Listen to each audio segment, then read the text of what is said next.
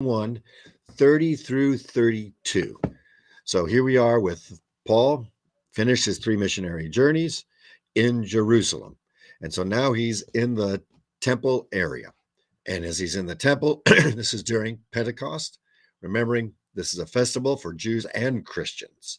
And so they were gathered together at this place, and he was there for the wrapping up, the finishing, the last of the 7 days of concluding of the vows of these men and for cleansing of himself at the same time.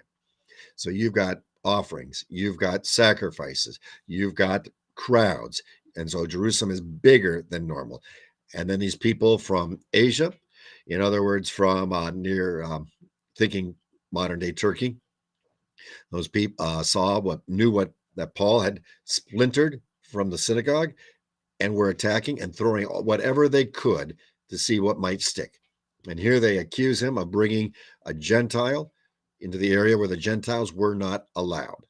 Court of women, court of men, that area there. Gentiles, the Greeks, had to stay on the outside courtyard where you had the selling of animals, you had the changing of money, you had the teaching, you had the gifts, you had all of that that would take place on the outside. And so now the whole city is being stirred up. Verse 30. Then all the city was stirred up, and the people ran together. Now, you're not talking a huge area. The city being stirred up, probably not so much hyperbole here as it's going forward, and it's very much this is starting, this is it, and it's amazing. You're not talking a large modern day city. You're talking a city that's all together, small area.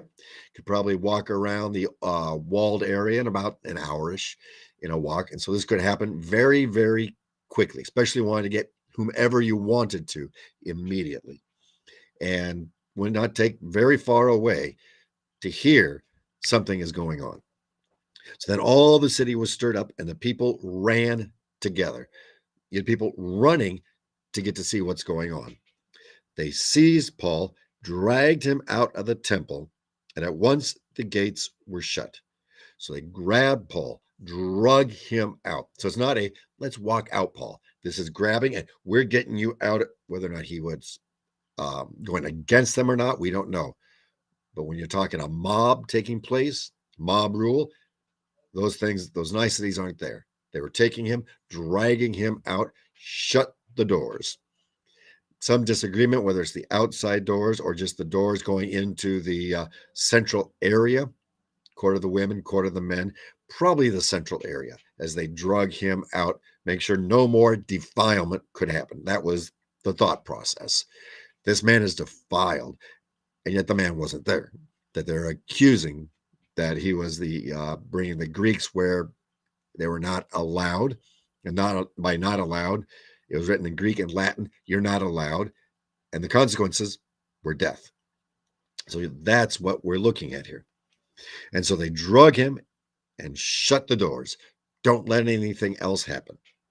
And as they were seeking to kill him, as they were trying then, okay, we're going to kill Paul. Probably, pull him out. We're going to get him out, stone him, beat him, whatever needs to be done. Word came to the tribune of the cohort that all Jerusalem was in confusion. Now, here you're going to the tribune of the cohort. A legion, Roman legion, 6,000. Tribune of about 1,000. And this would have been Claudius Lysias.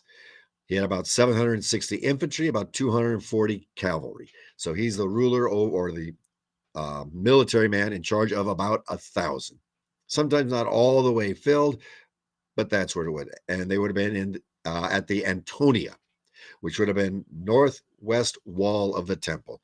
And the high point, you could actually look down and see the courtyard, what was happening. So it would not have taken much for them to, we're down there, because that's where they were centered to go down. And he at once took soldiers and centurions and ran down to them. And so centurions, at least two, it's plural.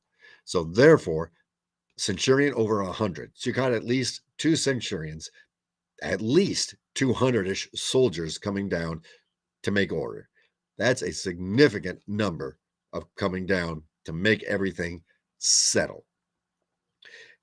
And so when you got at least 200-ish soldiers come down. So and when they saw the tribune and the soldiers, they stopped beating Paul.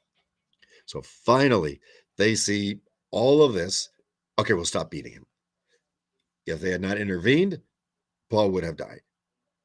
Or at a minimum, like we've seen in other places where he was stoned and left for dead, at a minimum, that's what would have happened. But they were seeking his death because of what was being accused. Obviously, no justice. But remember, when Christ went to the cross, he was given a perversion of justice. And so you're looking at what is prudent politically as opposed to what is right. Here, though, he is kept from death, had no reason for this all to happen. And today, you look around the world and we see some of the same accusations against the church, against Christians, not taking what we actually say, but say, this is what you really mean. No. And sometimes we will be attacked or persecuted for stating where we are at. And if that happens, as the disciples, when they were persecuted, as they were beaten, rejoice that we were found worthy of dishonor for our Lord's name.